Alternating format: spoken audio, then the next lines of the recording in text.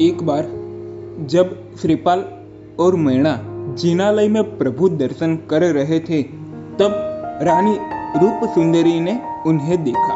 अब वह भी खुश हो गया और उसने अपनी बेटी और श्रीपाल को अपने साथ महल में रहने के लिए आमंत्रित किया। एक बार जब श्रीपाल और मैना जिनालय में प्रभु दर्शन कर रहे थे, तब रानी रूप सुंदरी ने उन्हें देखा।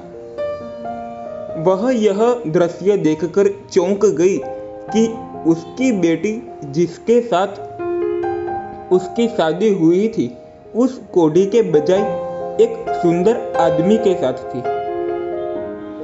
मैना ने रूप सुंदरी की चिंता को समझा और जो कुछ हुआ था उसे विस्तार से अपनी माता यानी कि रूप सुंदरी को बताया और पूरी घटना बताई कि श्रीपाल का कोढ़ रोग कैसे दूर हुआ। और पूरी बात सुनकर रानी रूप सुंदरी बहुत खुश हुई।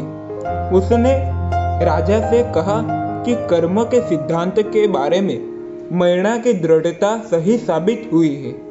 राजा भी सच देख सकता था और राजा भी चौंक उठे और अपने हृदय की गहराई में वह अपनी प्यारी बेटी के जीवन में दुख लाने के लिए खुद को कोसता था। अब वह भी खुश हो गया और उसने अपनी बेटी और श्रीपाल को अपने साथ महल में रहने के लिए आमंत्रित किया। श्रीपाल की असली पहचान कि वो एक राजपुत्र है, वह भी सबके सामने आ गई और सौभाग्य से उनकी माँ महल में आई और उनके साथ रहने लगी।